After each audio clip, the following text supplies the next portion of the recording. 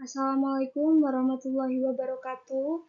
Saya mahasiswa dari Institut Darul Quran Jakarta, Fakultas Ekonomi Bisnis Islam, Prodi Manajemen Bisnis Syariah semester 2.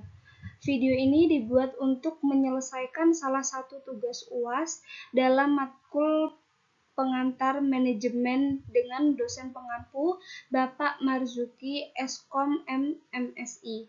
Sebelum saya menjelaskan materi lebih lanjut, izinkan saya memperkenalkan diri lebih dahulu. Nama saya Meva Eka Yusnita, NIM saya 22310008. Baiklah, di sini ada beberapa materi yang ingin saya bahas di tugas ini. Yang pertama ada metode pengendalian, yang kedua ada konsep kepemimpinan, yang ketiga ada pengambilan keputusan, yang keempat ada manajemen mutu, dan yang terakhir ada konsep perubahan. Masuk materi yang pertama, ada pengertian pengendalian. Pengendalian digunakan oleh para manajer untuk membuat langkah-langkah agar seluruh komponen di dalam sebuah organisasi dapat sejalan dengan apa yang diinginkan dan yang telah direncanakan. Sehingga dengan sendirinya pengendalian harus mencerminkan perencanaan. Pengendalian juga berperan untuk mendeteksi potensi adanya kelemahan yang terjadi sebagai umpan balik bagi manajemen dari suatu kegiatan yang dimulai dari tahap perencanaan hingga tahap pelaksanaannya. Slide selanjutnya ada tujuan sistem pengendalian. Dengan adanya sistem pengendalian diharapkan dapat membantu manajemen dalam memutuskan apa yang seharusnya dilakukan oleh organisasi. Dan bagian dari sistem pengendalian adalah perbandingan penyelesaian aktual dengan perencanaan yang telah dibuat. Yang pertama ada pelacak atau dektor, perangkat yang digunakan untuk mengukur apa yang sesungguhnya terjadi dalam proses yang sedang dikendalikan. Yang kedua ada penaksir atau asesor, perangkat yang menentukan signifikasi dari peristiwa aktual dengan membandingkannya dengan beberapa standar atau ekspektasi dari apa yang seharusnya terjadi. Yang ketiga ada pelaksanaan atau efektor, perangkat yang mengubah perilaku jika asesor mengidentifikasi kebutuhan yang perlu dipenuhi. Dan yang terakhir ada jaringan komunikasi atau communication network, perangkat yang meneruskan informasi antara dektor dan asesor dan antara asesor dengan efektor. Di sini ada tabel perangkat kendali. Yang pertama ada asesor menuju ke perangkat kendali dan perangkat kendali menuju organisasi yang sedang dikendalikan. Kemudian ada efektor yang membantu perangkat kendali menuju ke organisasi yang sedang dikendalikan, sedangkan defektor membantu organisasi yang sedang dikendalikan menuju perangkat kendali. Materi kedua ada pengertian kepemimpinan. Kepemimpinan berasal dari kata pimpin, mempunyai awalan pe dan akhiran an, yang menunjukkan sifat yang dimiliki oleh pemimpin itu. Kata pemimpin mengandung pengertian mengarahkan, membina atau mengatur, menuntun, dan juga menunjukkan ataupun mempengaruhi. Menurut Dubain dalam Fielder dan Chambers tahun 1974, kepemimpinan adalah aktivitas para pemenang kekuasaan dan pembuat keputusan. Kepemimpinan sebagai konsep manajemen seperti dikemukakan Stockdale dapat dirumuskan ke dalam beberapa definisi, tergantung dari mana titik tolak pemikirannya. Menurutnya, kepemimpinan merupakan yang pertama ada suatu seni untuk menciptakan kesesuaian paham. Yang kedua, ada suatu bentuk persuasi dan inspirasi. Yang ketiga, ada suatu kepribadian yang mempunyai pengaruh. Yang keempat, ada tindakan dan perilaku.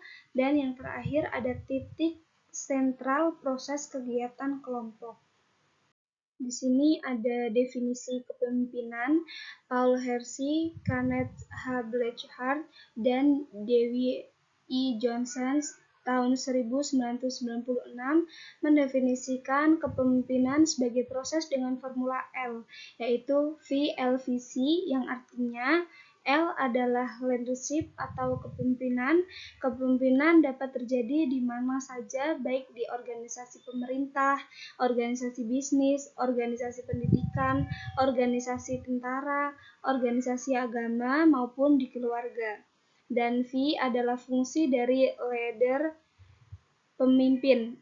V follower atau pengikut, dan C situation atau situasi. Fungsi dari pemimpin di suatu organisasi berbeda dengan fungsi di organisasi lainnya.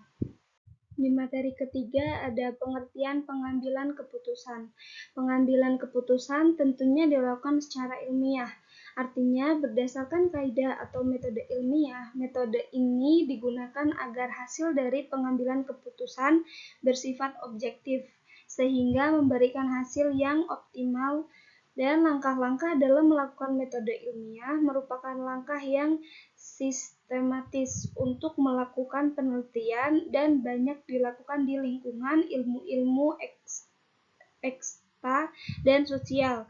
Secara lebih jelas, langkah-langkah dalam melakukan metode ilmiah dapat dijelaskan sebagai berikut. Saya akan jelaskan di slide selanjutnya. Di slide ini saya akan menjelaskan tentang langkah-langkah dalam melakukan metode ilmiah. Yang pertama ada merumuskan atau mendefinisikan persoalan. Merumuskan atau mendefinisikan persoalan ini merupakan tujuan dari penelitian supaya terarah masalah yang akan diangkat atau coba dipecahkan. Harus dinyatakan secara jelas dan fokus, dan biasanya dibuat dalam bentuk pertanyaan. Yang kedua ada lakukan penelitian. Tahap ini merupakan suatu studi literatur atau studi yang mencapai model pemecahan dari masalah yang sudah ditetapkan sebelumnya. Yang ketiga ada kembangkan hipotesis. Hipotesis merupakan dugaan dari penelitian untuk dijadikan sebagai arahan dari penelitian. Yang keempat ada uji hipotesi. Tahap ini merupakan pengujian baik secara model penelitian atau statistik. Yang kelima ada analisis hasil. Analisis hasil ini merupakan analisis dari hasil pengolahan model penelitian berdasarkan kerangka berpikir yang telah dicari dalam studi literatur. Yang terakhir ada tarik kesimpulan. Tarik kesimpulan ini membuat kesimpulan atas masalah yang telah ditetapkan dan jawaban yang didapat dari hasil penelitian tersebut. Di sini ada gambar tentang pengambilan keputusan. Di urutan pertama ada kualitas keputusan yang sebenarnya. Di urutan kedua ada kualitas, potensial, dan keputusan. Dan di sini ada seperti jarak itu, yaitu perbedaan antara kualitas keputusan yang sebenarnya dengan kualitas keputusan secara potensial. Berdasarkan gambar 1.1 ini, kita dapat melihat seberapa besar jarak antara kualitas keputusan yang sebenarnya dengan kualitas potensial dari keputusan. Para pengambil keputusan harus mengetahui metode-metode pengambilan keputusan karena jarak yang ada mencerminkan tidak profesionalnya pengambilan keputusan dan akan menghasilkan proses kerja yang tidak efisien. Dan di materi selanjutnya ada pengertian manajemen mutu. Pengertian mutu adalah suatu produk atau jasa yang memenuhi syarat atau keinginan pelanggan, di mana pelanggan dapat menggunakan atau menikmati produk atau jasa tersebut dengan sangat puas, dan ia menjadi pelanggan tetap. Menurut Philip B. Crosby, tahun 1986, yang dimaksud dengan mutu adalah derajat kemampuan suatu produk atau jasa untuk memenuhi kepuasan pemakai, dan penghasilannya. Mutu menyangkut 5 aspek utama, yaitu saya akan menjelaskan di slide selanjutnya. Di sini ada 5 mutu yang mencakup aspek pertama.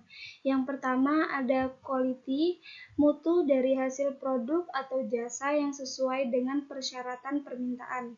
Yang kedua ada cost, yaitu adalah mutu dari biaya produk atau jasa. Yang ketiga ada delivery, yaitu mutu pengiriman atau penyerahan hasil produk atau jasa yang tepat waktu sesuai dengan permintaan. Yang keempat ada safety, yaitu mutu keselamatan atau keamanan pemakaian produk atau jasa. Dan yang terakhir ada moral, yaitu mutu sikap mental sumber daya manusia. Baiklah, masuk materi yang terakhir, ada pengertian konsep perubahan. Perubahan berasal dari kata dasar, yaitu ubah, yang berarti satu, menjadi lain atau berbeda dari semula. Yang kedua, ada bertukar atau beralih, berganti, menjadi sesuatu yang lain. Yang ketiga, ada berganti. Setelah mendapat imbuhan pe dan an, kata ubah menjadi perubahan, yang berarti hal atau keadaan, berubah, peralihan, pertukaran. Di sini ada pengertian perubahan menurut Webster New College Dictionary. Menurut kamus ini, perubahan berarti yang pertama adalah to make different in some particular, yaitu membuat perbedaan dalam beberapa bagian. Yang kedua adalah to make radically different, membuat perbedaan secara radikal. Yang ketiga ada to give a different position, course, or dictionary, to memberikan posisi jalan atau arah berbeda. Yang keempat adalah to replace with another, yaitu menggantikan sesuatu dengan sesuatu yang lain. Dan yang terakhir adalah to make a shift from one to another, yaitu menggeser dari satu kondisi ke kondisi lain. Baiklah, mungkin cukup sekian materi yang bisa saya sampaikan. Semoga bermanfaat. Mohon maaf bila ada salah kata. Wassalamualaikum warahmatullahi wabarakatuh.